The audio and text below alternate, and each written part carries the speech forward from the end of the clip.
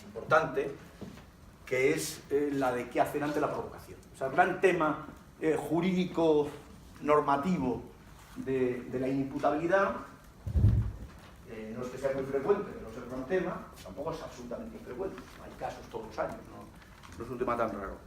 Pero el gran tema en cuanto a su entidad jurídica y en cuanto a su dificultad y a la discusión que tiene, es qué se hace con, de nuevo, la provocación. En realidad, cada vez más, en la teoría del delito, nos vamos dando cuenta de que hay dos grandes problemas a todos los niveles de la teoría del delito, que son el de qué hacer con quien provoca un defecto, quien provoca una situación justificante, un defecto de imputación, quiero decir, quien provoca una situación justificante, quien provoca una situación disculpante, quien provoca una situación de ausencia de acción, quien provoca una situación de error, todo el rato. ¿Qué pasa? ¿Qué hacer con el que provoca? ¿Y qué hacer con el que no impide, pudiendo y debiendo? Esos son los grandes problemas que tienen que ver con cuál tiene que ser la actitud del ciudadano frente a los problemas que, digamos, que le relacionan con otros ciudadanos y con las leyes. Porque una cosa es lo que me acontezca, lo que me pase, y otra cosa es si yo continuamente voy provocando, voy actuando en abuso de derecho, en fraude de ley, que son instituciones de toda la vida del derecho privado, pero que son relevantes aquí. O sea, no puedo estar abusando de mi derecho, no puedo estar jugando al fraude de ley, sino que tengo ciertos deberes. Y esos dos deberes básicos, uno se refiere a mi esfera de organización, no tengo que provocar situaciones de exención de responsabilidad para beneficiarme de ellas, y la otra tiene que ver, insisto, no tanto con mi organización, sino con mis deberes institucionales. Soy un ciudadano, tengo deberes frente a la sociedad, frente a la comunidad, frente al Estado, y esos deberes, en determinadas ocasiones, determinan que ante la perspectiva de que vaya a sobrevenir una determinada situación en la que pueda hacer daño a otros, me esfuerce por evitar esa situación. Por tanto, no provocar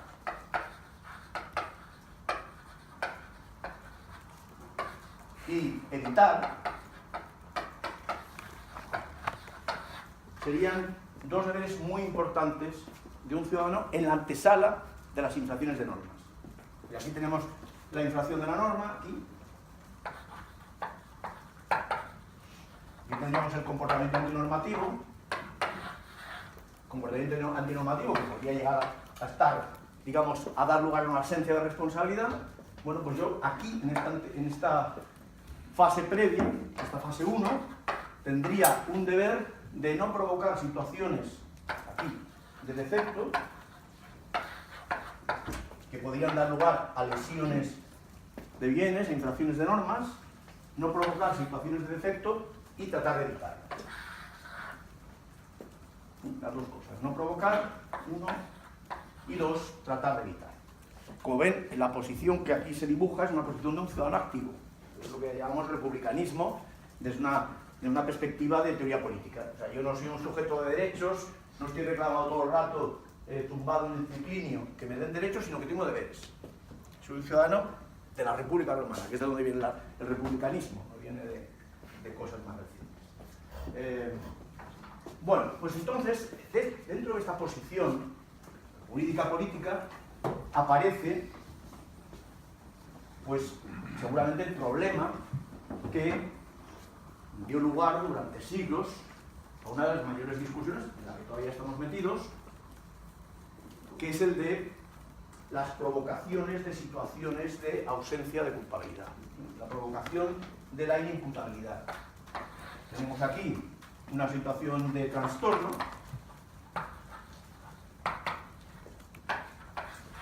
pero esta situación de trastorno, en una fase previa, resulta que ha sido provocada.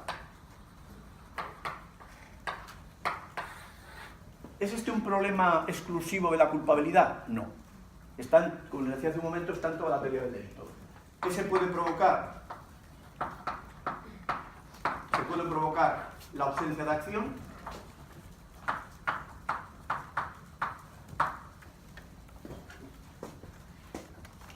se puede provocar el error de tipo, se puede provocar una situación justificante, se puede provocar una situación de inimputabilidad trastorno, básicamente una enfermedad es difícil que uno provoque. Se puede provocar un error de prohibición y hasta se podría provocar situaciones de inexigibilidad. Por lo menos, finalmente no se discute. Fíjense, por lo tanto, que en toda la teoría del delito, en el tipo, en las causas de justificación y en las causas de exclusión de la culpabilidad, aparece la provocación. Aparece la no evitación, igual.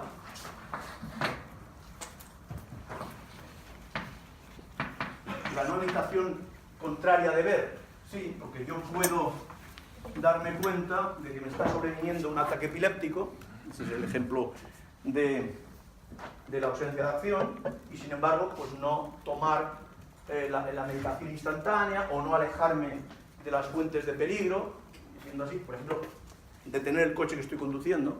Parece mentira, pero todavía hay bastantes accidentes en situaciones de epilepsia del conductor. Por lo tanto, hay una responsabilidad por no evitar una situación de ausencia de acción, por no evitar un desconocimiento. La ignorancia de grado, en realidad, tendría el deber de obtener información, tengo el deber de obtener información y no lo hago, no la obtengo. No evitar el sobrevenimiento de una situación justificante. Soy un bombero y no evito, porque me quiero exponer, no evito que se produzca una situación de conflicto entre los dos bienes jurídicos, teniendo al final que tomar decisión por uno, o no evito que me sobrevenga la crisis psicótica, sencillamente porque he incumplido el tratamiento que el psiquiatra me había impuesto. Entonces, no me tomo las pastillas, me voy a conducir un día y tengo la crisis de la psicosis correspondiente en ese momento. Ya está. Disculpe, ¿eso Sí. no es similar a la ausencia de acción, que es el ejemplo que dio? No, la psicosis no. Digo, en el sentido de, por ejemplo, no tomar la medicación para evitar determinados resultados. No, pero depende. Depende porque el no tomar la medicación puede tener significados distintos en función de qué es lo que ocurre en ausencia de medicación. En ausencia de medicación puedo tener una epilepsia, si tengo una epilepsia no hay acción, pero en ausencia de acción puedo tener alucinaciones. Perdón, pero por no tomar la medicación puedo tener alucinaciones. Esas alucinaciones normalmente van a dar lugar a errores sobre los presupuestos hechos de las causas de justificación, y voy a pensar que alguien me agrede, que es un marciano, entonces dispararle, o voy a pensar en líneas un poco distintas que resulta que no viene nadie por el carril opuesto de la autopista, o que estoy yendo por el carril bueno y que son los 299 contrarios los que van por el camino malo. Eso no es una situación de ausencia de acción, es una situación de error, que puede ser error de tipo, error sobre los presupuestos de una causa de justificación, o incluso podría haber una situación de culpabilidad. O sea que al final, tanto provocación como no evitación, lo que tienen en común es que se refiere a situaciones de exención que el ordenamiento jurídico no desea que se produzcan porque entiende que se pueden evitar sin que surja la tensión, el conflicto propio de las situaciones de exención. Si tú puedes evitar tener alucinaciones, el ordenamiento jurídico no te va a conceder eficacia eximente a las alucinaciones cuando resulta que esa alucinación ha dado lugar a que mueran personas. Y así, eso lo podríamos ver a lo largo de todo el sistema.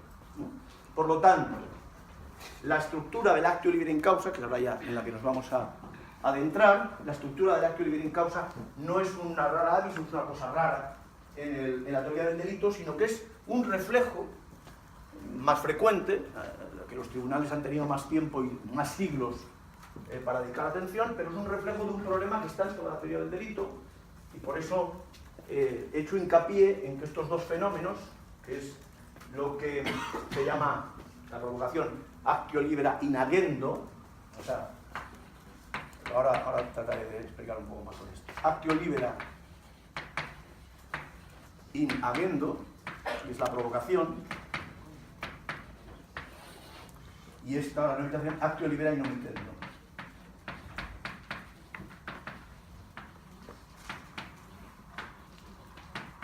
O sea, cuando decidiste omitir, tenías libertad. No, ahora no tienes libertad. Pero cuando decidiste no tomarte las pastillas, en la omisión previa, sí tenías libertad. O cuando decidiste provocar, sí tenías libertad. Pero ahora lo aclaramos esto un poquito más. ¿Se ve así de modo general para introducirse? ¿Sí? Muy bien. Pues vamos a empezar a ver el primero de los casos. el caso que se ha dado en llamar el caso del chapista, que es un caso curioso, un caso tanto, no es el normal, no es el paradigmático, y ya sobre la base de este caso y del siguiente empezamos. ¿Nos cuenta el caso, por favor? Estaba un señor que se dedicaba, tenía una fábrica pues era chapista, tenía un socio que se llamaba Hugo. Un día volviendo a casa él se sentía con unos dolores de cabeza bastante fuertes y ahí hacen la anotación de que él tenía unos trastornos psiquiátricos, los cuales se habían determinado por el desarrollo de su profesión y por diferentes situaciones en el entorno, como el ruido excesivo que lo llevaba precisamente a unos estados de paranoia y de descontrol que se hacían frecuentes en su vida y que para esa fecha se habían acrecentado.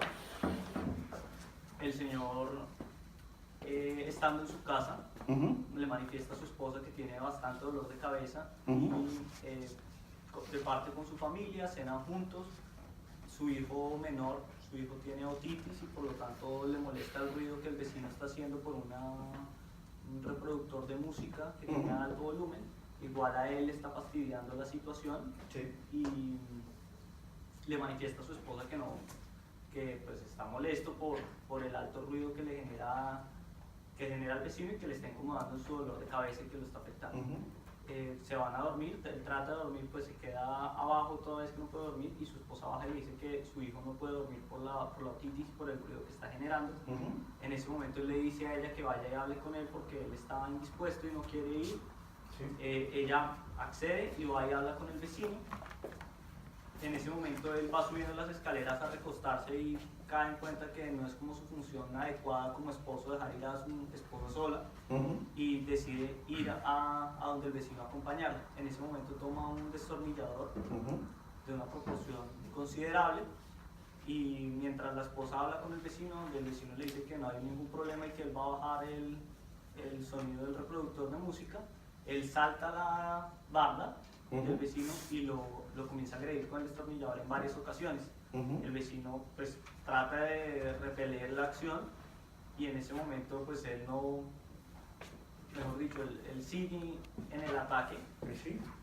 Los demás vecinos se dan cuenta de la situación y uno de ellos trata de impedir que siga lesionando al individuo y se dan cuenta de que él está en una situación de descontrol, tanto así que le genera un pánico y prefiere no evitar. En el momento en que él ya se da cuenta que la situación como que vuelve en sí, decide prender el carro y llevar al vecino en compañía de otras personas, él mismo a la clínica, para que lo asistan y pues ya llega muerto. Él deja el lesionado, deja el cadáver y se va, y al otro día a las 10 de la mañana aparece y se entrega a las autoridades. Es decir, que lo que tenemos, en todo caso, es un homicidio, un asesinato, ya que, en fin, eso ya son temas secundarios de tipificación que no nos conciernen en este momento, y por lo tanto, lo que tenemos, si hacemos un cuadro y vamos valorando el contenido injusto, el contenido de antijuridicidad y el contenido de culpabilidad, tratamos de aplicar a esta estructura, este caso, insisto, es un caso que tiene cierta dificultad, porque todo es muy gradual y ahí podemos tener dificultades para ponernos de acuerdo sobre los hechos, pero en todo caso, si examinamos la evolución de los acontecimientos, sí que parece que podemos todavía aplicar el esquema habitual de análisis de los casos de actio libere in causa, ya sea en su modalidad de actio libere añadiendo o de actio libere in omitendo. Tenemos un tiempo 1 y un tiempo 2. Entonces aquí parece que en principio no hay ningún problema en una calificación de homicidio, insisto, asesinato, lo mismo, no justificado, desde luego, y parece que en principio tampoco habría una dificultad, si alguien la tiene, que lo diga y lo vamos discutiendo, de que en cuanto a que es homicidio es doloso. O sea, tenemos un injusto objetivo-subjetivo de homicidio doloso. En cuanto a la culpabilidad, ¿cuál es la situación en la que se encuentra este hombre aquí? Pues no está muy claro, esa es la diferencia con respecto a los casos claros de actio libere. Los casos claros de actio libere se caracterizan porque aquí hay inimputabilidad, ¿de acuerdo? Entonces, Sin embargo, eso mismo no está muy claro. Si aquí hay una inimputabilidad, o por el contrario, hay una situación de imputabilidad disminuida, eso es algo que podemos discutir. Y entonces nos vamos a una fase anterior. Si aquí puede haber habido un comienzo de la tentativa, también a diferencia de lo que ocurre en los casos normales de actio libre, en los que la tentativa suele empezar aquí, porque hay una franca separación entre el tiempo 1 y el tiempo 2. Como digo, en este caso, como digamos que el iter criminis se va viendo a medida que él se va aproximando desde su vivienda a la vivienda del vecino, aquí ya tenemos una dificultad adicional, y es en esta primera fase, ¿no? En este tiempo 1, que es normal distinguir, esto lo llama la doctrina, a esto lo llama actio praecedens, o acción precedente, la doctrina del actio libre, y esto tiene unos casos paradigmáticos más claros, y a esto lo llama acción posterior, actio posterior. Entonces, como digo, aquí tenemos una dificultad ya adicional en la acción precedente. Un segundo, vamos a acabar el dibujo y ahora ya lo planteamos. En la acción precedente, aquí ya hay claramente un comienzo de la tentativa o no, y luego, claro, de nuevo aquí, lo que no sabemos es cuál ha sido la evolución. Previsiblemente ha habido una curva descendente, yo he hecho una raya, pero es igual, previsiblemente ha habido una curva descendente en cuanto a la imputabilidad. Parece que tenía más imputabilidad y que esta imputabilidad fue bajando, no sabemos si hasta la inimputabilidad o hasta la imputabilidad disminuida, pero sí parece que ha habido al tiempo que el iter criminis iba avanzando, vemos como la culpabilidad va disminuyendo en alguna medida. Pero, como ven, aquí, a diferencia de los casos claros de actio libre en causa, en los que se diría ausencia de culpabilidad aquí, toda la culpabilidad aquí, provocación, o ausencia de evitación, y aquí nada, este es el problema que plantean conducta provocadora, simplemente, a diferencia de los casos fáciles, este es un caso un poquito más difícil, ¿no? Y entonces es bueno, para someter a prueba lo que hayamos estudiado de actio libre en causa, es bueno darse cuenta de que aquí, de los 4 cuadros, hay 3 dudosos. Adelante. No, yo me preguntaba si partir de la base de que hubo un homicidio doloso no es ya anticiparse y tomar partido por una de las dos. Sí, lo que pasa es que a la hora de analizar un caso hay que tomar algunas seguridades, porque si no, todo el caso es discutible desde el principio. Entonces me van a permitir que me quede con que hay dos aquí, para intentar no poner 4 interrogantes en las 4 casillas, porque todavía no avanzamos nada. Entonces sí, es verdad, se podría incluso discutir, pero cuando alguien acomete con un destornillador el pecho del otro, digamos que el dolo eventual es una hipótesis plausible, un mínimo dolo eventual. Entonces no vamos a discutir eso, vamos a centrarnos todavía, pero tiene usted razón, efectivamente, puestos a discutir, si hubiera que defender al chapista, pues habría que empezar lógicamente por aquí. El Supremo no acaba diciendo que es delito, homicidio imprudente. Pero no, luego lo vemos eso. El Tribunal Supremo, ya me gustaría que me expliquen cómo llega a esa conclusión. Es una conclusión interesante, porque practica una doble atenuación. Una atenuación próximamente incompleta, que es lo que aplicamos en derecho español cuando pensamos, por ejemplo, que una legítima defensa no tiene todos los requisitos, un estado de necesidad, o cuando hay una imputabilidad disminuida, próximamente incompleta del artículo 21.1 en relación con el 20.1 del Código Penal, pero va a aplicar una doble disminución de pena por imprudencia.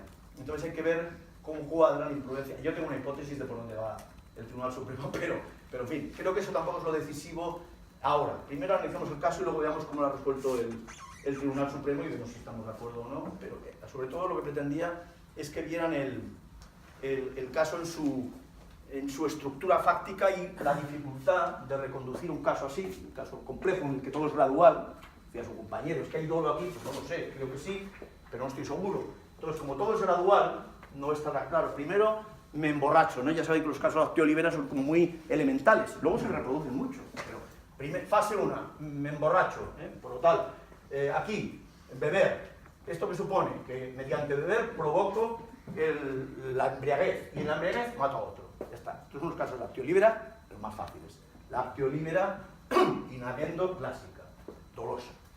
¿Qué ocurre? Bueno, pues que en este caso no tenemos con la misma claridad que en esos ejemplos, no tenemos los mismos elementos con esa claridad. Entonces, aunque tuviéramos los elementos claros, Los elementos fácticos, ya saben ustedes que hay una discusión. Incluso teniendo perfectamente claro el esquema fáctico, tenemos la discusión de cuál es la doctrina adecuada para resolver esos problemas. Doctrina más adecuada o menos adecuada, que entran en conflicto no en los casos más claros, sino en cuanto el caso se va torciendo un poco. Luego les haré un enunciado de los casos más difíciles, de la combinatoria más difícil, y verán que efectivamente ahí incluso la discusión teórica está justificada porque según qué doctrina abrace uno, cambia.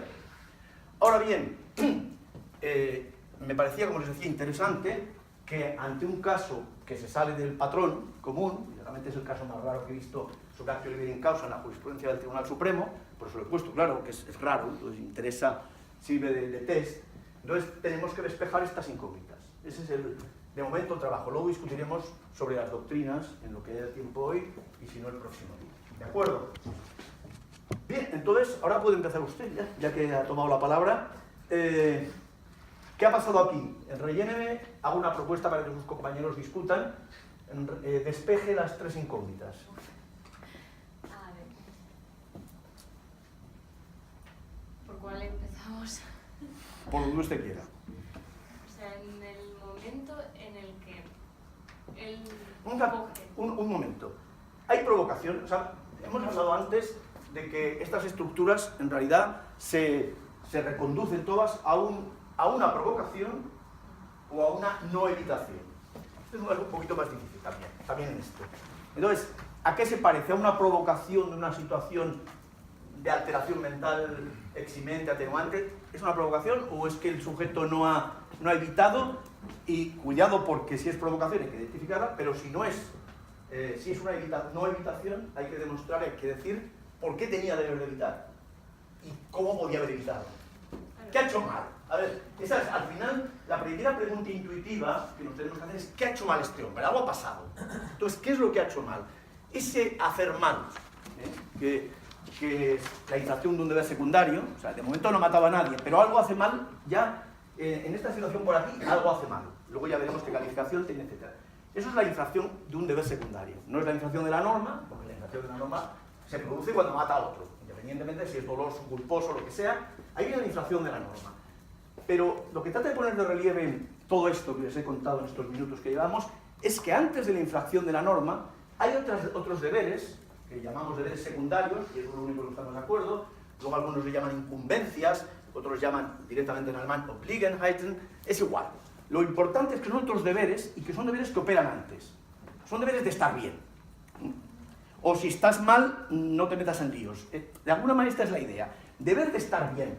No provoques el estar mal. Si estás mal, intenta ponerte bien. Y si estás muy mal y no sabes cómo hacerlo, no te metas en líos. Este es el deber secundario. ¿Por qué? Una vez que te metes en líos vas a infringir las normas. ¿Puede un sistema jurídico imponer deberes secundarios? Puede. Puede. Y de hecho lo hace. Porque no se fía de lo que ocurra simplemente aquí, en la antesala de la norma. Deberes secundarios. Deberes, decíamos antes, de conocer las leyes. Deberes de no emborracharse. ¿Está prohibido emborracharse? Hombre, sí, está prohibido. ¿Es delito emborracharse? No, pero está mal porque después de lo que haga uno en situación de embriaguez tendrá que responder. Y no va a valer, es que estaba borracho. Fíjense que estos deberes secundarios,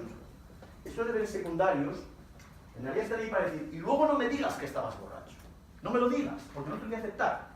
O sea, si te emborrachas tú, no es lo mismo que si alguien te echa, en fin, una pastilla en un vaso de agua. Y produce el mismo efecto, no es lo mismo. O sea, no me digas, es que estaba borracho. La infracción de deberes secundarios desactiva excusas. Desactiva excusas. Por eso dice que son normas hipotéticas. No son normas categóricas, que dicen prohibido matar. Dice, si te emborrachas, luego no te excuses. Esto es una norma hipotética. Está prohibido excusarse de aquello que ha provocado uno mismo. Entonces, el sí pone de relieve que estamos ante una disposición hipotética. Si luego no te quieres excusar, me da igual, haz lo que quieras, emborráchate, lo que quieras, deber hipotético. Pero si vas a querer excusarte, no te emborraches. Yo creo que hay una primera omisión antes del tiempo 1, tiene que ver con que a él se le había diagnosticado o advertido que podría tener síntomas de una enfermedad mental y más allá de eso no acude a un médico. El tiempo 1, un segundito, el tiempo 1 no es un momento, el tiempo 1 se prolonga todo lo atrás que queramos. Hay un momento en el que esa prolongación, que que llevaría hasta los 18 años, quizá más atrás no, pero digamos en términos materiales, desde que uno tiene uso de razón, pues evidentemente el tiempo puede ir hacia atrás. Si normalmente lo circunscribimos a momentos anteriores a la perturbación, es porque tenemos todavía una fijación instintiva con el derecho penal del hecho. Digo, no nos alejemos, porque al final ocurrirá que lo que hice aquel día cuando tenía 17 años y medio, que fue empezar a beber, o 15, o 13, no, 12, 11, en fin, un día empecé a beber, entonces me he hecho alcohólico. ¿Significa eso que lo que tomé aquel día a los 11 años y luego seguí tomando y tal, y cada vez más inimputable, o con la imputabilidad más disminuida y cada vez bebiendo más, todo eso de alguna manera va en mi cuenta? Imputar en alemán sería zurechnen, cargártelo en la cuenta. Está clarísimo lo que es imputar. Todo eso va en mi cuenta. Hombre, pues en cierta medida sí. En cierta medida sí. ¿Tenemos deberes de mejorarnos y de no empeorarnos? Sí. ¿Son deberes morales? Sí, también. O sea, no es que el análisis jurídico empieza a los 11 años con respecto a lo que uno hace cuando tiene 25, no. Pero es verdad que todo lo que hagamos mal va en nuestra cuenta. ¿Se lo carga usted en la cuenta? Sí. No, pero enseguida, ahora. Entonces, por lo que decía su compañero, dice, claro, efectivamente, antes del tiempo 1 vamos a inventarnos un tiempo 0, o un tiempo menos 1, da igual. Es importante poner de relieve que la posibilidad de retrotracción existe, y a veces, bueno, le da a uno un poco de miedo, porque dice, esto es la culpabilidad por la conducción de la vida. Sí. ¿Y qué? ¿Y qué? ¿Qué pasa? Nadie ha dicho que esté prohibido. Ha dicho que es la infracción de un deber secundario de intentar estar bien, porque los demás no tienen por qué estar pendientes de nuestros devaneos. Si quieres beber, aíslate. Si empiezas a ser adicto a una sustancia tóxica, pueden pasar muchas cosas. Intenta, ahora que estás empezando, dejarlo. Que luego viene, bueno, pues podremos excusarte hasta cierto punto, ya veremos. Pero no creas que luego todas las excusas van a ser válidas. Así es el derecho. Así es el derecho. Entonces, tiempo 0 sí, y tiempo menos 1, y la cuestión es, insisto, no estoy diciendo que esto esté prohibido, simplemente trato de analizar, es un análisis, no tiene mayor pretensión. Pero quiere decir que la pregunta sería, ¿qué día empezó a tener este señor dolores de cabeza, perturbaciones y no hizo nada? Y se dio cuenta, antes lo comentábamos, de que tenía una cierta irritabilidad, que cuando le decían algo saltaba como si fuera un lobo. Bueno, pues ahí tenía que haber hecho algo, sí. Insisto, no quiere decir que el no hacerlo esté prohibido por el derecho penal, pero que algo tenía que haber hecho, sí. Entonces, efectivamente, aquí tenemos una vida y aquí tenemos una culpabilidad por la conducción de la vida. Insisto, la expresión esta, culpabilidad por la conducción de la vida, tiene muy mala fama, porque todo el mundo la asocia a los nazis, a los años 30, pero no significa eso.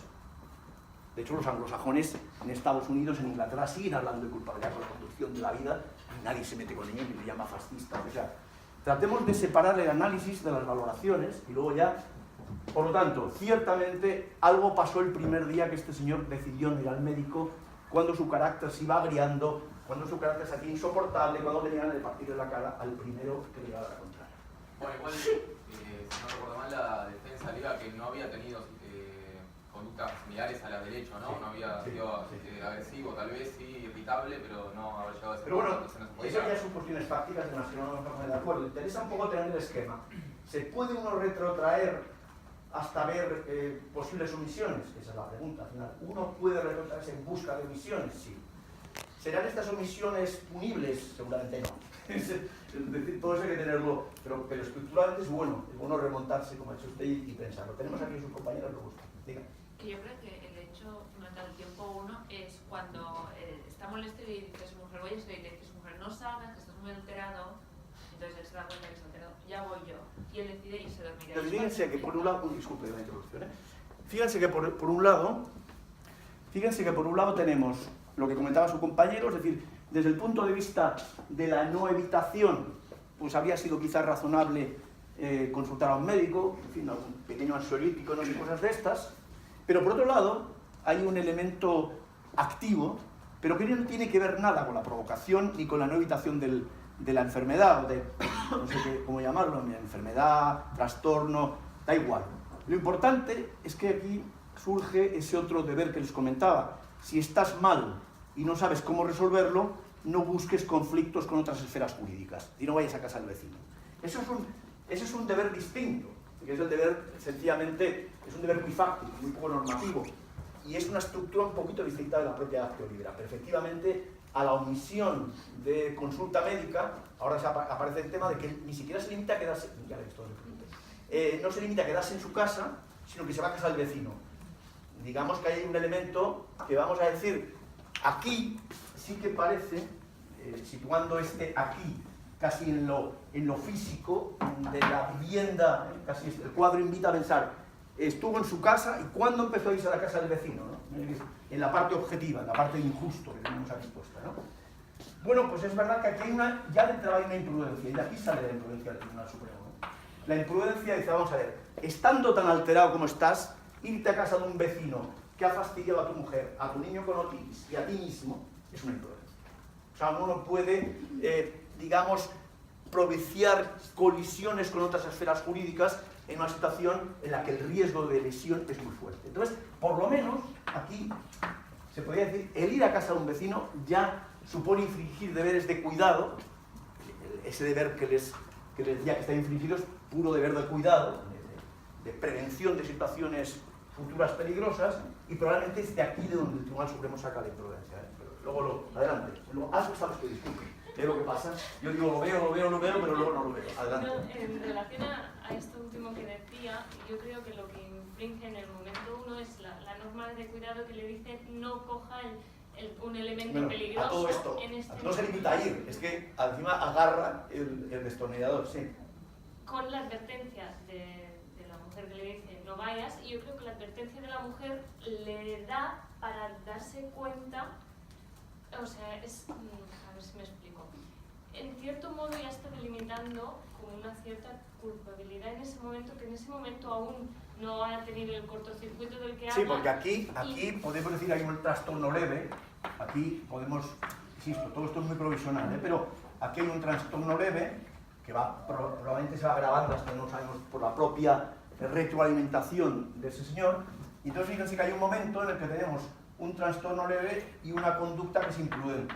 Aquí es donde en realidad podemos encontrar, es lo que hace el Tribunal Supremo mezcla las dos fases, mientras que la discusión en la teoría del actio libera es o me quedo con este lado o me quedo con este lado, esa es la discusión de las dos doctrinas. La teoría de la tipicidad dice aquí no hay nada, porque aquí falta por completo la culpabilidad, me voy a remontar, modelo de la tipicidad, modelo de la anticipación, da igual como lo llamemos, me voy a remontar aquí y sitúo todo el delito aquí.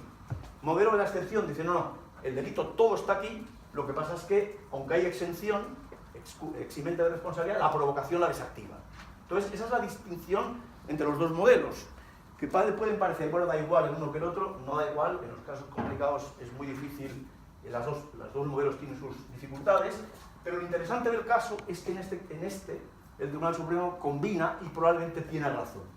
Tiene razón en combinar, probablemente. Pero en todo caso, si de momento, aunque aquí no hubiera nada, aunque ese señor hubiera caído aquí en un trastorno profundo, el Tribunal Supremo tendría ya un homicidio imprudente aquí. Si aquí no tuviéramos esta duda, lo despejáramos, vamos a despejarla provisionalmente. Si aquí pusiéramos inimputabilidad, por lo tanto, aquí ya no habría nada, en fin, de momento un poco simplistamente. ¿Qué diría el tribunal? Mire, aquí hay una conducta imprudente a la que se le puede imputar el resultado de muerte. Ya está. Lo que pasa es que el caso es más complicado porque en la segunda fase no está claro, el Tribunal Supremo luego entiende que no hay una inimputabilidad. Aquí. Lo que pasa es que luego se equivoca, pero luego lo veremos. ¿Usted quería preguntar? No, era eso.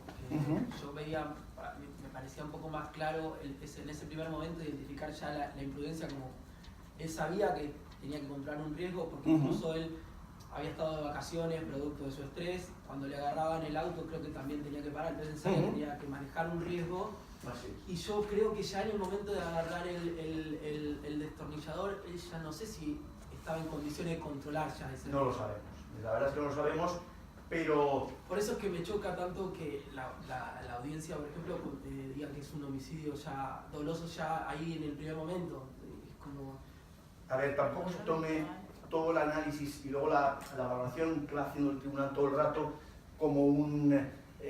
o sea, por decirlo de alguna manera, la solución, el análisis y la solución del tribunal son contradictorias. Es decir, ha ido todo el rato basculando entre las dos fases. Si va aquí y califica este homicidio doloroso, ¿cómo se va luego al culposo? Hay un salto. El culposo no lo puede situar más que aquí. Pero si hay dolo, no hay culpa. O sea, hay una cosa clara, o dolo o culpa. En todas nuestras dificultades de calificación tenemos claro que algo, o en una situación de hecho, o hay dolo o hay culpa. Aquí donde hay dolo, solo puede haberlo aquí. Solo puede haberlo aquí. Que no sabemos si lo hay, lo decía su compañero. No sabemos si lo hay, es verdad. ¿Dónde hay culpa? Parece que aquí. Parece que aquí. Por lo tanto, hablar de dolo y luego de repente en la calificación final hablar de culpa es una contradicción. ¿Esa contradicción de dónde surge?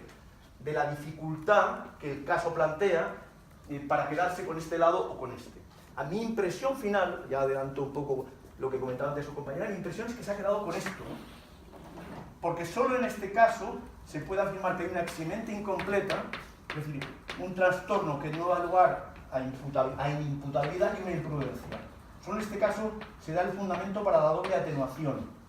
Una eximente incompleta no provocada por nadie, es decir, que se entiende que él tampoco lo provocó, no yendo al médico, y una conducta imprudente. Y en realidad el tribunal está pensando que aquí hay inimputabilidad completa.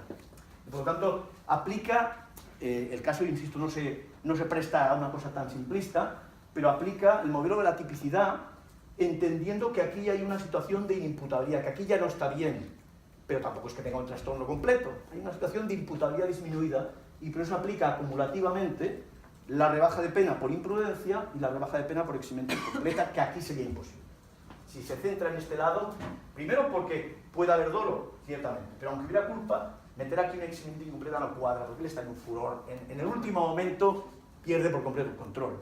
Aparte hay un compañero que lo agarra y que él dice que los ojos... Sí, tiene el furor sanguinis, o sea, cuando uno empieza a matar, no sé, yo lo he hecho, pero en fin, lo que cuenta la doctrina, cuando uno empieza a matar la propia sangre, le excita de tal manera que ya pierde el autocontrol y sigue, por eso los apuñalamientos no suelen ser de una, ni de dos, ni de tres puñaladas, sino de 27 para arriba. ¿Por qué? Porque uno dice, bueno, ya, es que es igual.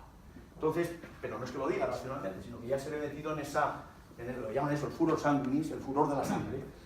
Entonces yo creo que en esta parte, efectivamente, puede cubrir a dolo. La verdad es que en situaciones esa es otra, porque nosotros la teoría del delito con su esfuerzo analítico pretende decir que es perfectamente factible afirmar la presencia de dolo y de un ataque psicótico brutal. Es un poquito pretencioso, De hecho, en la sistemática buena, que era la neocantiana, o toda la sistemática finalista aquí nos ha armado unos líos tremendos, la cogemos, pero es muy complicada. La sistemática neocantiana colocaba aquí la antijuridicidad objetiva, el injusto objetivo, y aquí venía la imputabilidad, es decir, toda la cuestión aquí venía la culpabilidad, aquí antijuridicidad, y lo primero que se examinaba era si el sujeto era imputable, porque si no era imputable, ¿para qué había que hablar de lo que se le imputaba? Quien es inimputable no puede recibir ninguna imputación. El dolo como imputación subjetiva iba después de la imputabilidad. La imputación, que era la subjetiva, Cuando aquí el término clásico es imputabilidad, no se refiere a la teoría de la imputación objetiva. La imputación objetiva es un invento del siglo XX. Esto viene de mucho antes, en un contexto que la única imputación era la subjetiva. Pues para que hubiera imputación subjetiva, dolo o culpa, primero un sujeto tenía que ser imputable. Si no había imputabilidad, no había imputación. Claro, con el cambio en la sistemática del finalismo, se sube el dolo y la culpa aquí, por razones muy atendibles, no digo que no tenga ninguna razón, tiene todas las razones, pero rompe por completo el esquema de la teoría del delito. Lo fragmenta, y entonces nos quedamos que primero imputamos subjetivamente y luego decimos si el sujeto era imputable. Es decir, que un loco actuó con dolo, un loco de remate, actuó con dolo y tal, es como una sutileza un poquito... Pero en fin, estos son los problemas históricos de cuando Welzel sube el dolo y la culpa aquí, que insisto, lo hace por muchas razones, no se da cuenta de toda la alteración brutal que ha producido el sistema de la teoría del delito, que es una alteración brutal, y se ven muchos problemas. Entonces, bueno es decir, tenemos un tipo objetivo-subjetivo, es la teoría del delito actual, pero no nos olvidemos de dónde estaban las cosas al principio, y desde luego a Feuerbach jamás se le había ocurrido, que fue el que primero que utilizó fuerte, de una forma intensa, el concepto de imputabilidad, jamás le habrían ocurrido, serían de locos poner la imputabilidad detrás de la imputación. Pero bueno, eso es lo que hacemos nosotros. Ahora, es importante tenerlo presente. Por lo tanto, decir que alguien puede estar loco y actuar con dolo es una especie de contradicción en los términos.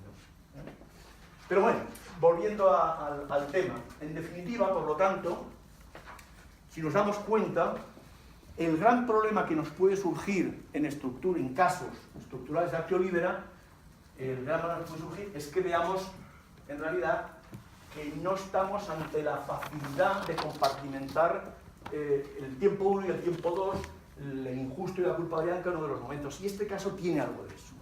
Al final, el Tribunal Supremo, pienso, se lo lleva todo al tiempo 1, pero está durante algún tiempo, en la propia argumentación de la sentencia, está dubitativo acerca de qué hacer.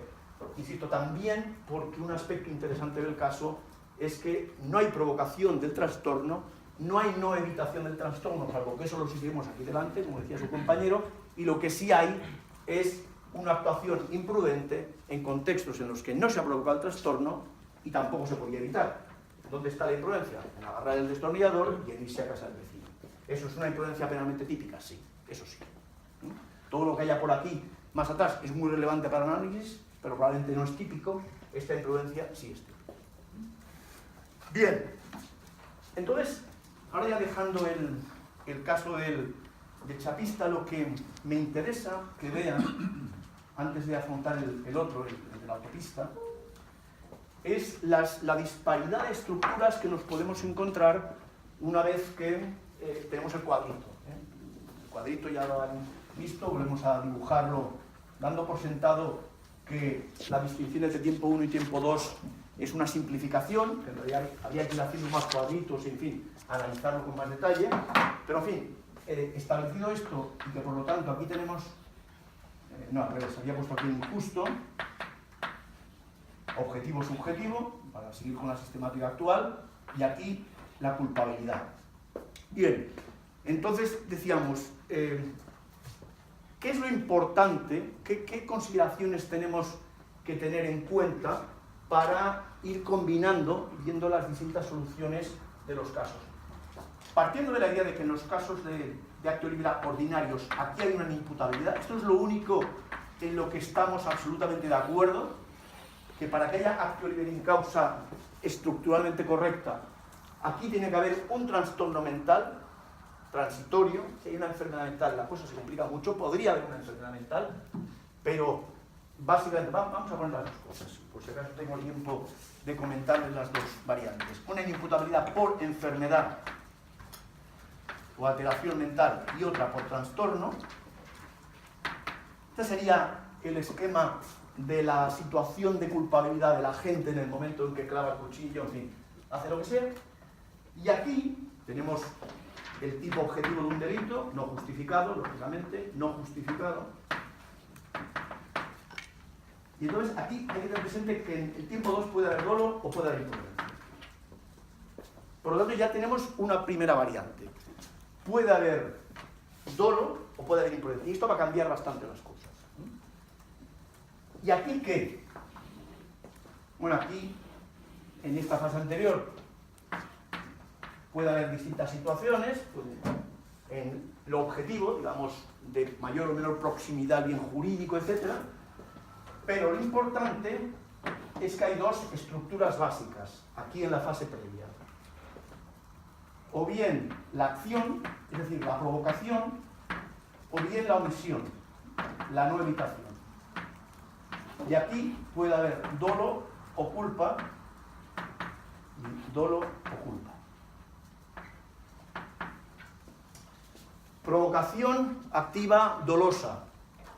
Emborracharse, esnifar un poquito de cocaína, o más que un poquito de cocaína. Provocación dolosa. Provocación culposa. Beber sin darse cuenta de que al mismo tiempo no está tomando unas pastillas de lo que sea, cualquier psicotrópico o tratamiento de alguna enfermedad que produce interacción con el alcohol, por ejemplo. Omisión. La omisión dolosa es la más complicada, pero en fin, el sujeto prescinde absolutamente de controlar la patología que el psiquiatra le ha dicho que tiene que controlar mediante la ingesta de una pastilla por la mañana, una al mediodía, una por la noche. Culpa, bueno, pues descuidar el tratamiento. Por lo tanto, vemos que independientemente de lo que ocurra en la fase 2, independientemente de que mate culposamente, porque circula por la autopista en sentido contrario, o, bueno, ya hay lo eventual, pero en fin, realiza un comportamiento descuidado en el tráfico, o que mate, porque clava un cuchillo, independientemente de cuál sea la variante, que habría que sumar aquí, fíjense que ya tenemos aquí 4 variantes distintas. Acción dolosa, acción culposa, omisión dolosa, omisión culposa. Aquí, yo he puesto solo culpa, dolo culpa, ¿es correcto? No. Porque aquí hay que tener presente, de nuevo, lo mismo. Aquí puede haber una acción o una omisión. Porque puede suceder que lo que yo haga en la fase 2 no sea matar a alguien, sino no salvar a alguien. Los casos de la doctrina de toda la vida han sido los casos de el guardabarreras del tren que se queda dormido porque se emborracha, cuando había pasos a nivel, ¿se acuerdan? Los pasos a nivel con barreras y todo esto, pues había guardabujas o guardabarreras. Entonces los alemanes siempre pensaban en el guardabarreras, que era un tipo que estaba aburrido en su caseta allí, y había 2 posibilidades, una que para matar el aburrimiento bebiera. Entonces podía ser una acción dolosa en algunos casos, o por lo menos culposa. O bien que en lugar de salir a respirar, se quedara en la caseta inhalando la carbonilla de la estufa. Los alemanes siempre ponen, todo el rato está lleno de ejemplos de guardabarreras, siempre. Es un caso, digamos, gráfico, luego había muchos accidentes, claro. Y entonces, claro, jugando con las 2 variantes, emborracharse el guardabarreras o inhalar allí por quedarse sentado en lugar de salir a respirar aire puro, inhalar el aire viciado de la estufa, pues normalmente lo que pasaba en esta segunda fase es que no bajaba las barreras, no es que hiciera nada, es que se quedaba dormido. Y entonces aquí habría o una omisión dolosa o una omisión culposa, distinto, claro, de los casos de acción, que son los que tenemos en la cabeza normalmente cuando pensamos en acción libre en causa, que es el apuñalar a alguien. ¿Eso qué significa en la práctica? En la práctica son más importantes los casos, como siempre. En la práctica, en las estructuras de acción libre en causa, acaban siendo más relevantes los casos de omisión que los casos de acción. En estas estructuras, que son importantes en la industria ahora, por ejemplo, ahora estamos todo el rato dando vueltas a la teoría del delito, a ver qué hacemos con ella en derecho penal económico, en derecho en la industria, etc. Con las actividades más complejas, navegación, pues ¿de qué se da cuenta uno? De los casos más relevantes, la gente lo va, también hay gente que va matando por ahí, ¿no? Pero normalmente, primero, la acción dolosa en esta segunda fase es muy poco frecuente, y lo que sí son frecuentes son acciones culposas aquí, y sobre todo omisiones culposas aquí. ¿De dónde surge la omisión culposa aquí? Pues muchas veces de que previamente se han producido otras omisiones dolosas o culposas. Y en la práctica, ¿por dónde va el futuro del actio libera in causa? Pues por la omisio libera in causa. Que ese es el tema que les quería comentar para que se aclaren un poco con la terminología. Y ahora pasamos con esto a ver el caso de la autopista. ¿Cómo se maneja la terminología, que es un poco complicada y además está en latín? ¿Cómo se maneja la terminología que utilizan los libros sobre estos problemas? Pues se maneja así.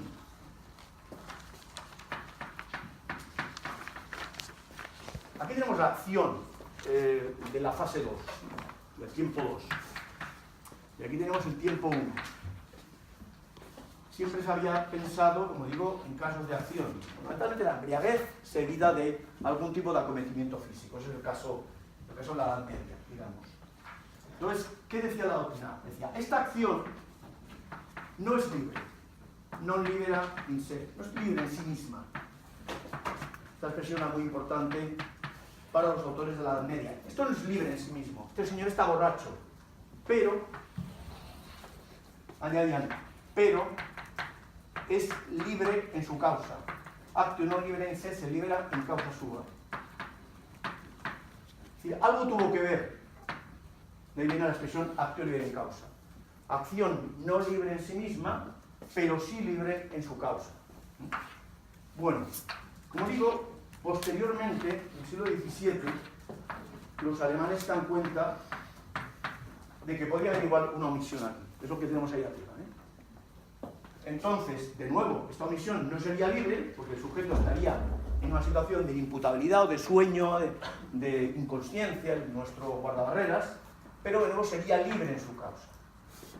¿En qué consiste esta libertad en la causa?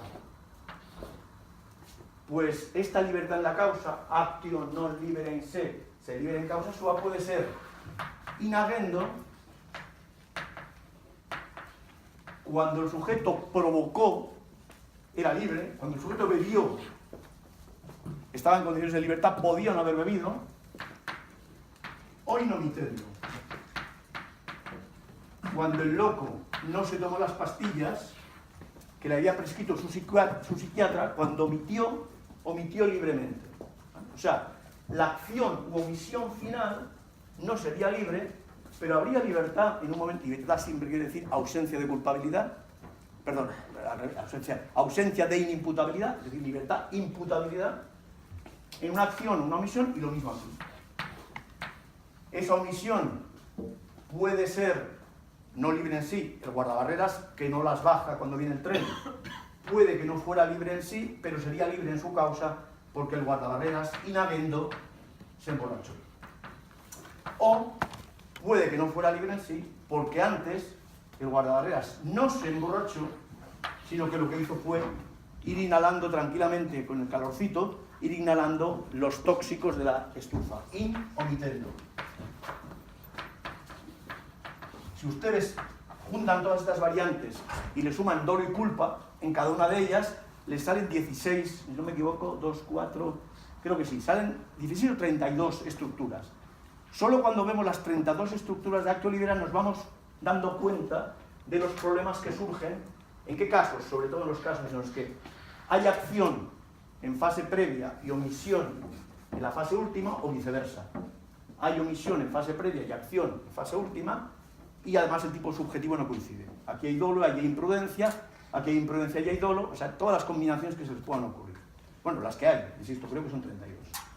Pues esa es la terminología. O sea, la terminología es actio libera in agendo, el caso claro, bebo y mato, actio libera in omitendo, no me tomo las pastillas y mato, omisio libera in agendo, bebo y no bajo las barreras, omisio libera in omitendo, me dejo estupefactar, la expresión, me dejo intoxicar por el humo de la estufa y después no bajo las barreras.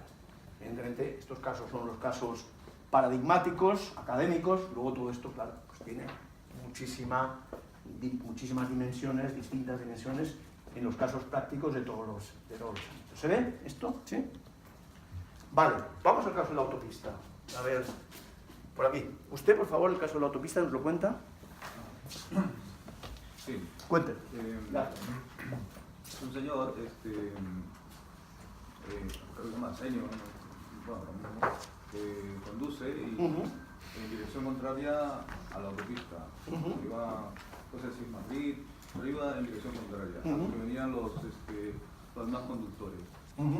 Entonces, vio que todos los conductores venían en sentido contrario, pero él no se percató, pero aún así seguía conduciendo a más de 40 km por hora, ¿no? Luego,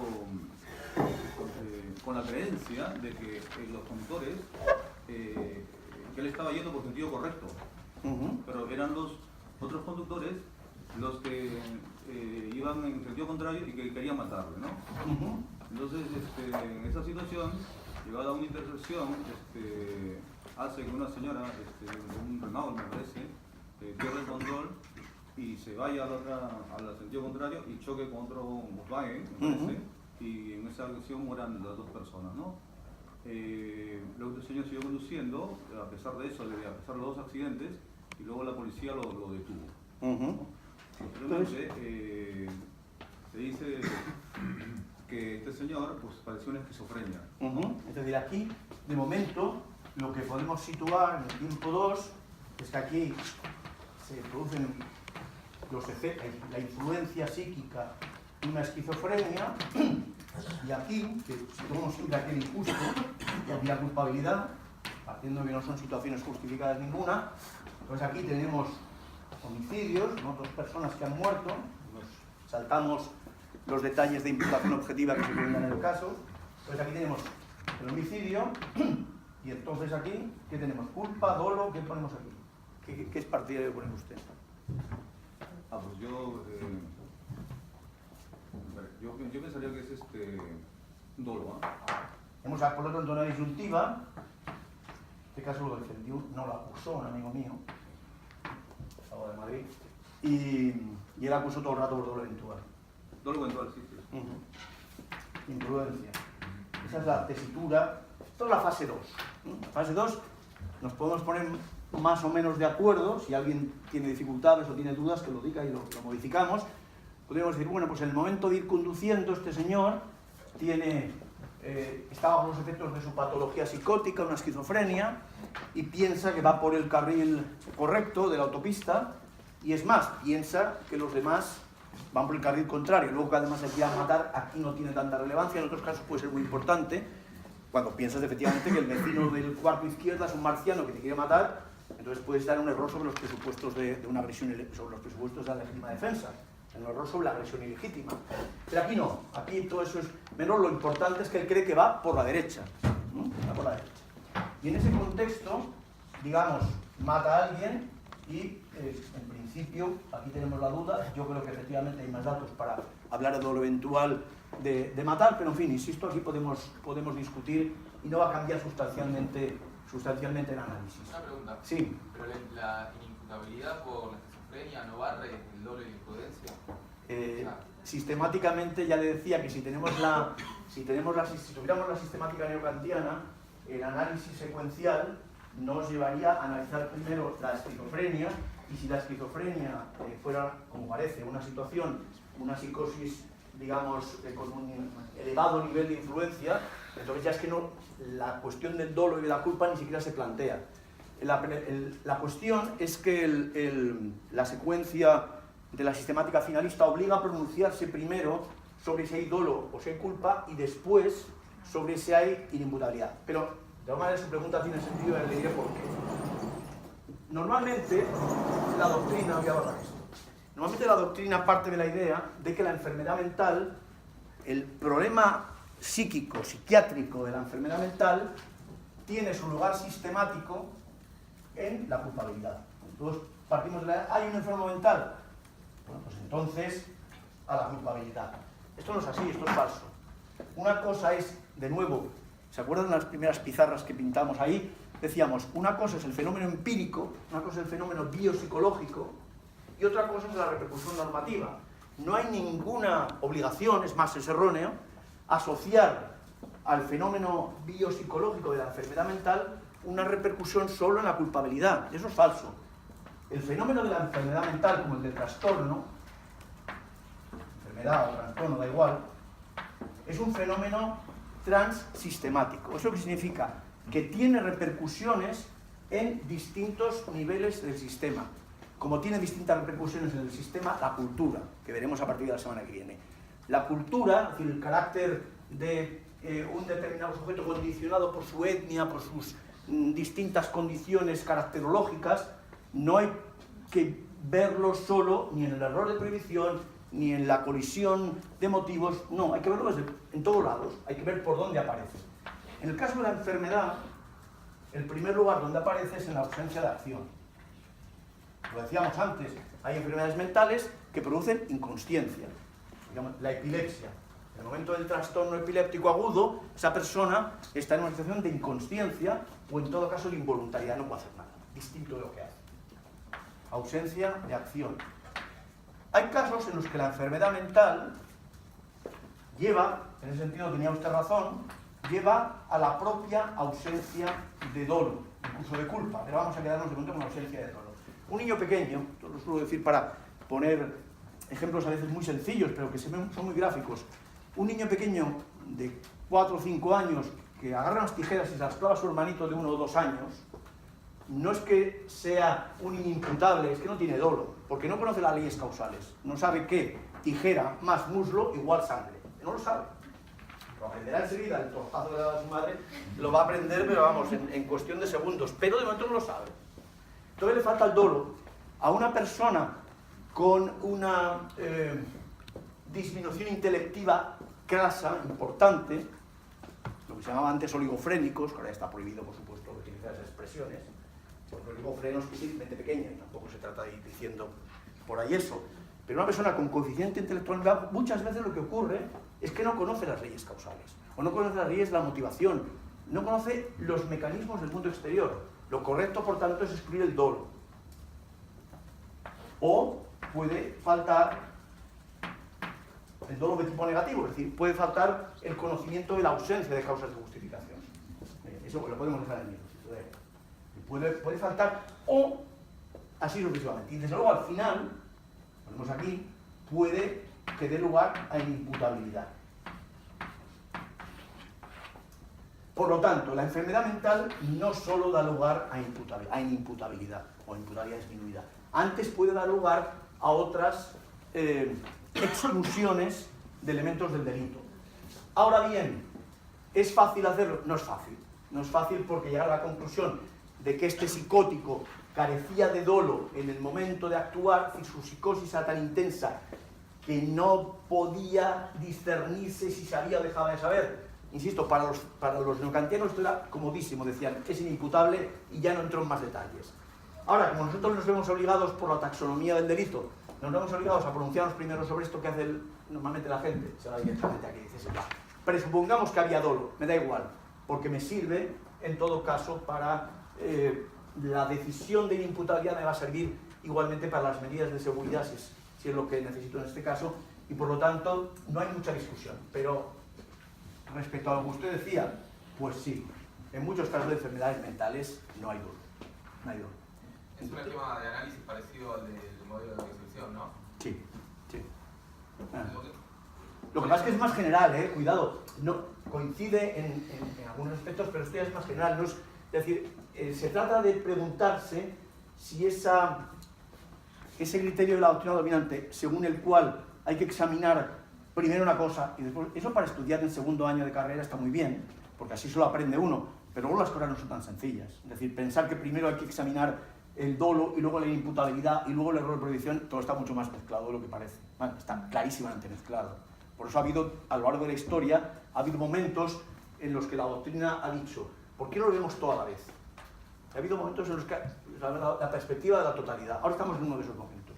Estamos en un momento de implosión de la teoría del delito, en donde las causas de justificación y las de atipicidad se tienden a juntar, el dolo y la culpabilidad, el dolo finalista y la culpabilidad se están juntando otra vez.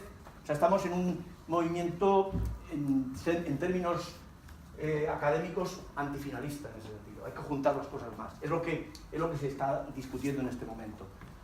Yo no diría tanto, pero en todo caso es verdad que eso de la secuencia es demasiado de cartilla, ¿no? Esto viene luego lo otro es muy de cartilla de estudiante de segundo, y luego hay que intentar pensar un poco y se ven que algunas cosas no cuadran tanto, pero en fin, esa sería la idea. Lo importante es, ¿hay casos en los que la enfermedad mental puede dar lugar a ausencia de dolo? Sí, se llaman casos de error condicionado por la enfermedad, y hay que tenerlos muy presentes, porque hay autores que dicen que en estos casos no hay que aplicar medidas de seguridad, lo cual es una barbaridad. O sea, cuando estoy tan loco, que ni siquiera ya se puede decir ni remotamente que tenga dolo, es un error invencible condicionado por la enfermedad, algunos autores dicen, hombre, como aquí falta el tipo subjetivo, no hay antijuridicidad, y como no hay antijuridicidad no se puede aplicar las medidas de seguridad. Bueno, eso es una cosa de locos, absolutamente, que no tiene ningún sentido, pero sin embargo, que está escrito por ahí, ¿no? El profesor Zaparoni, por ejemplo, dice eso. Yo quería, gracias, yo quería preguntar, no sé si lo estoy entendiendo bien, por eso no sé si esta pregunta va a ser coherente, pero si primero analizamos si hay dolo o si hay culpa antes de analizar la imputabilidad del sujeto, ¿en qué se basa la gente? Es que no lo entiendo yo. ¿Cómo puedes decir si este hecho es doloso o hay dolo eventual o hay culpa si no piensas... Sin analizar la mente, dice usted. Pues mire, esto habría que preguntárselo a Belsel. En realidad, las cosas eran así. A Belsel le interesaba mucho tenía todo el sentido del mundo, por otra parte. Belser decía, es imposible decidir si una conducta es antijurídica si no sé lo que pasa por la mente del sujeto. Primer punto. Dice, bueno, muy bien, pues pasemos toda la culpabilidad arriba. Esa es una opción, es la opción de Binding. Los autores clásicos de finales del 19 están con esa idea. El injusto y la culpabilidad no se pueden separar. Vamos a verlo todo junto, a la vez. No hay más que injusto y culpable, y todo a la vez. Es lo que le decía de estos movimientos a finales del siglo XIX, Binding, a ver, vamos a ver, los autores, Binding, Merkel, ¿quién más estaba por ahí? Bueno, esto, y ahora en este momento, esto sería finales del 19.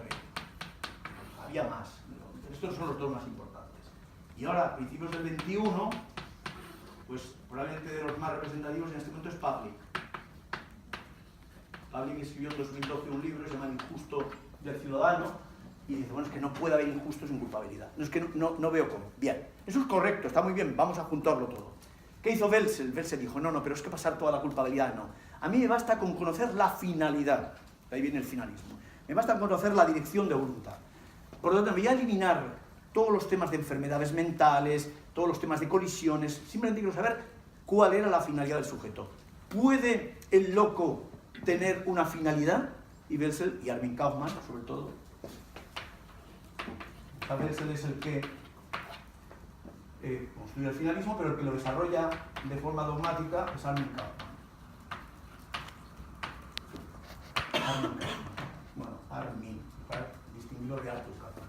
Bueno, pues Armin Kaufmann desarrolla toda esta idea y dice, efectivamente, el loco infringe normas, las normas de Armin Kaufmann, es un desarrollo de la teoría de las normas de Binding, el loco infringe normas, a pesar de que es inimputable, porque las normas, tal y como él las entiende, se dirigen a todas aquellas personas, sean sanas o sean locas, que pueden expresar una finalidad. Cuando el loco, dice Armin Kaufmann, cuando el loco está clavando el puñal, tiene una dirección de voluntad, que es clavar el puñal, que es clavarlo así, llevarlo al corazón. Curiosamente, el loco, hay locos que apuñalan las columnas, pero los peligrosos no son estos. Los peligrosos son los que ante un cuerpo humano, que identifican como cuerpo humano, por muy locos que estén, van clavando y curiosamente, a ser posible, en el cuarto espacio intercostal, no en el 19º, no aquí abajo. Entonces, eso es lo que a Belser y a Kaufmann les interesaba. ¿Eso es una fractura rara? Sí, ahora todo el mundo dice que lo que hicieron Belser y Kaufmann es una cosa un poco rara. Yo entiendo lo que querían decir, es decir, sin conocer la dirección de voluntad, yo que si este señor está matando o no está matando. O sea, se basa en el sistema nervioso. No, hombre, el sistema nervioso no, una cosa un poquito más metafísica. O sea, lo que llamaba Belser la finalidad. ¿Qué era la finalidad? No requería un informe pericial. O sea, nadie se le ha ocurrido, a nadie en general se le ha ocurrido hacer un análisis, un informe pericial sobre la existencia de dolo. La idea de finalidad es una cosa como más, en términos filosóficos se llama impresión fenomenológica. Es decir, tú cuando ves a un loco que está apuñalado, tú tienes la idea de que no sabe lo que está haciendo. Es decir, sabe que está apuñalando un cuerpo humano. Eso le bastaba a Belser. Sí, bueno, sí, o sea, en fin, yo le puedo dar toda la bibliografía, no era ninguna tontería, lo puedo decir, no era ninguna tontería, pero no pretendía captar un problema empírico psiquiátrico, sino simplemente cuando la sociedad ve al loco que está clavando, tiene la idea de que sabe lo que está haciendo, aunque solo sea esto, y distingue entre el loco al que le da por apuñalar ordenadores y al loco que le da por apuñalar señoras como la que acaba de entrar, o una columna, sí distingue. ¿Cuál es el que más le preocupa? De momento el que está apuñalando personas. Y al que está apuñalando ordenadores, mesas, sillas, suelo, lo deja un poquito... Bueno, ahí viene un poco la idea. Vale. Entonces, a raíz de que sea el análisis que primero es dolo o imprudencia y luego la imputabilidad, por eso entiendo que los fallos de todas las sentencias primero condenan y luego aplican la exemente. De ahí viene el problema, sí, tiene usted razón. De ahí viene el problema, de que también los jueces, incluso el Tribunal Supremo Español, aplican la cartilla. En lugar de hacer una observación total, Ganzheitsbetrachtung, en alemán, pues en lugar de hacer la observación general, pues lo que hacen es, vamos a ver, ¿hay dolo? Uy, sí, aquí hay dolo. Y luego lo agitan todo y vuelven a verlo. Y ahí vienen los errores de ver primero dolo, luego dejarlo de ver, etc. ¿Pero cómo lo puedes hacer de un todo? ¿Cómo puedes hacer el Gans de todo esto? El Gans lo tienes que hacer mirando todas las partes y sacando una impresión. Eso lo hacía Hegel. Es el método de Hegel era ese. Hegel dice, la verdad es el todo. Die Wahrheit ist das Ganze. Eso es de Hegel. Entonces, cuando Hegel dice eso, ¿qué está diciendo? John aplicaba la teoría del delito. Hegel no se dedicó mucho, pero algo se dedicó, ¿no? bastante, por cierto. 4 páginas dijo más del delito que bueno, en fin, déjamelo. Entonces, Hegel dice, yo voy mirando, por un lado, la situación de la imputabilidad, por otro lado voy mirando esto, y observo, y al final me quedo con una impresión. Y esa impresión muchas veces es el análisis correcto. Entonces, al final nos basa, o sea, el punto de atención parece que sea cómo lo percibe la sociedad, que la persona... Hombre, bastante sí, porque, ¿sabes lo que pasa? Que, a ver, el error, el conocimiento de la antijuridicidad, ¿vale solo para la culpabilidad o afecta al injusto?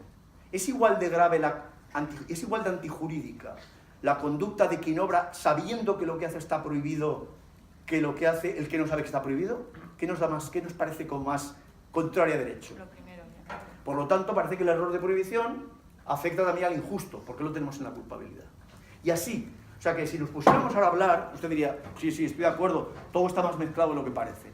¿Por qué lo separamos? Porque es útil, porque es limpio, porque si dijéramos, vamos, en segundo, habláramos con un alumno y dijéramos, mézclenlo todo, a ver, saldría un caos, mejor un poquito de orden. Pero una vez que tenemos el orden, pues al final va saliendo, es más grave la conducta de quien obra con conocimiento de la antijuridad que sin ella. ¿Y por qué es más grave? No hay un muerto igual, sí, pero desafía el derecho más el que se enfrenta a sabiendas, el que no sabe que eso está prohibido. Esa dimensión de desafío al derecho está en la culpabilidad. Un loco desafía menos al derecho, concuerdo. Una persona con conocimiento de la antijuridicidad desafía más al derecho que una persona en error invencible. Una persona que no está en colisión de motivos desafía más al derecho que un pobre que dice, joder, es que tengo que elegir entre mi conciencia y el derecho, o tengo que elegir entre morirme y el derecho. Bueno, entonces hay quien dice, no, mire, es que en realidad la exacta medida de la antijuridicidad, entendida como contrariedad al derecho, solo se obtiene cuando se ve la culpabilidad. Eso es verdad. El injusto culpable no solo es que sea culpable, es que es más injusto. Entonces, cuando vemos eso, y es más injusto ¿en qué sentido? En que simbólicamente es un enfrentamiento al derecho. Solo el culpable se enfrenta al derecho con todas las de la ley, con todas las del injusto. Pero claro, por eso le digo que podemos entrar a los casos así. Hombre, mejor primero que hagamos un poquito de orden, pero luego también que extraer. O sea, yo diría, ¿cómo es el método? Analizar, bueno, el método de Hegel. Primero análisis y luego síntesis. Hegel decía tesis, antítesis, síntesis. Pero la síntesis final es muy importante. Si no hacemos la síntesis no funciona. ¿Sí? Profe, ¿puede ser que no analizan si el sujeto en particular actuó con dolo o con culpa, sino que ven si el hecho, por las características objetivas, por así decir, que desprende, es doloso o es culposo? Sí, pero eso es normal, ¿eh? Cuando hablamos del dolo hay dos posibilidades. Primera posibilidad, el dolo es un estado mental. Cuando yo decía que de momento no le hagamos mucho caso a esto, podemos ser de la opinión de que el dolo está aquí dentro. Con lo cual, algún día, a través de escáneres cerebrales, veremos el dolo. Como vamos a avanzar. No, pues usted se ríe, pero la cosa va por ahí, ¿eh? El Tribunal Europeo de Derechos Humanos ha dado una vuelta al Tribunal Supremo Español y al Tribunal Constitucional Español, porque el Tribunal Constitucional Español y el Supremo partían de la idea de que el dolo es un juicio de valor, es un juicio de imputación. Hubo un señor que recurrió, la viuda de un señor que había fallecido, era un notario al que le habían imputado una falsedad dolosa. Entonces el Tribunal Europeo de Derechos Humanos era un problema procesal más que sustantivo. El Tribunal Europeo de Derechos Humanos dijo, el Tribunal Supremo se ha equivocado, español, se ha equivocado, ¿por qué? Porque en primera instancia el notario había sido condenado por falsedad imprudente. Y el Tribunal Supremo, sin revisar prueba, el Tribunal Superior es casación, en España no revisa prueba, sin revisar la prueba llegó a la conclusión de que eso eran las falsedades dolosas, cambió el juicio de valor. Pues bien, el Tribunal Superior Español se ha equivocado porque el dolo no es una cuestión de valor, no es un juicio de imputación, no es que lo diga así el Tribunal Europeo, tampoco sabe mucho de derecho penal, pero dice, el dolo es una cuestión de prueba. Por lo tanto, sin practicar la prueba, el Tribunal Supremo Español no puede modificar el juicio del tribunal de instancia, en el sentido de que había imprudencia y no dolo. Sin prueba, cambió en perjuicio del reo, obró mal, anuló la sentencia del Tribunal Supremo. Y a partir de ahí el Tribunal Europeo, ¿qué dice? El dolo es un estado mental, es un desastre esta procedura. No solo procesalmente, que lo es, sino porque no hace, destroza de un plumazo 50 años de teoría del dolo. Porque los últimos 50 años de teoría del dolo, ¿qué es lo que han llevado? En toda Europa, ¿eh? España muy en particular, en la Argentina, Pérez Barrera, que es una es muy importante en esa línea. ¿Qué dice la doctrina del dolo en estos últimos 50 años? Aquí Ragués, ¿no? Ragués y Pérez de Alvear, probablemente de nuestro ámbito cultural, son los que más han aportado a la dogmática del dolo. Pues que el dolo es un juicio de imputación. Y ese juicio de imputación, naturalmente, se establece sobre la base de indicadores. Esos indicadores que son objetivos. ¿Se parece? ¿Es la prueba de indicios? No, es otra cosa. No es exactamente lo mismo la prueba de indicios. Son indicadores, es decir, yo sé que una persona de 20 años normalmente socializada, pues conoce los cursos causales y tiene la información correspondiente a la carrera que ha estudiado. Yo sé que una persona en tal ciudad pues sabe más o menos. Y vamos creando indicadores que son objetivos, efectivamente, porque ¿de dónde vamos a sacar los indicadores sino de la vida? De esos indicadores sacamos la materia para imputar a título de dolo. Y eso, que muchas veces lo hacemos muy conscientemente, con muchos argumentos secuenciados y demás, a veces lo hacemos así, flash. Eso es interesante porque no es se ha ido desarrollando en estos últimos años, 50 años, en fin. Pero esto ya lo decía Kohlrausch. Kohlrausch era un discípulo de von List. ¿Qué hora es? Uy, ya es la hora. Kohlrausch era un discípulo de von List, que fue de los primeros que le dio las espaldas a muchas cosas que decía von List. Kohlrausch, miren, es intoxicación de carbón. Este apellido, Rausch, Kohl, es intoxicación de carbón. Bueno, pues Kohlrausch dijo, ¿dónde está el dolo? Y añadió, en la cabeza del juez. No está en la cabeza del delincuente. Está en la cabeza del juez. Cuando el juez llega a la convicción sobre la base de indicadores de que hay dolo, hay dolo. Por lo tanto, no hay que buscarlo en la mente del delincuente, sino que hay que buscarlo ahí, sobre la base de los indicadores. El juez llega razonadamente porque tenía 25 años, porque era licenciado en Derecho, porque había vivido en la sociedad de las iguales características, porque su familia era asá, porque sus relaciones eran asá, etcétera, obró con dolo. Y es verdad, no tenemos, lamentablemente, o no sé si lamentablemente, no tenemos más mecanismo que ese, más o menos perfeccionado, para imputarlo. La última pregunta que tengo que dar una clase a continuación. Sí. Pero estoy pensando en esto de dicho de que el dolo se vea en la cabeza del juez. En los casos de las estafas donde hay muleros, que se les dice que deberían saber porque nadie envía con ofertas de trabajo tal, entonces el dolo. ¿Sabe lo que pasa?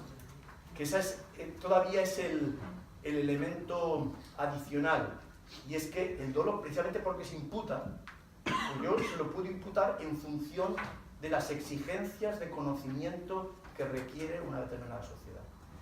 De alguna manera, es decir, si usted se ha metido en esta sociedad, en un sector determinado, sobre todo eso se aplica a conocimientos sectoriales, si usted se ha metido en un determinado sector de actividad, yo le voy a presumir todos los conocimientos que hacen falta para actuar en ese sector. Y no voy a aceptar que usted me diga que no los tiene. Entonces, digamos, el dolo cae de su cuenta para todo lo que le pueda perjudicar. Esa es una atribución normativa de dolo. Yo antes, contestando a su compañera, he dicho, me baso en la edad, en los estudios, en la socialización, Pero luego hay un elemento adicional, y es, me baso en lo que yo quiero exigir. ¿Qué es el dolo? El dolo en realidad es una metáfora para decidir en qué casos ponemos la pena más grave que nos permite el sistema. Es simplemente eso. ¿A qué llamamos dolo? A poner una pena de 10 a 15 años en el homicidio. Eso es dolo. Por lo tanto, el dolo es el merecimiento máximo de pena. Si yo quiero, yo, Estado, quiero decir, ordenamiento jurídico, sistema jurídico, puedo decir, usted está actuando en dolo en tal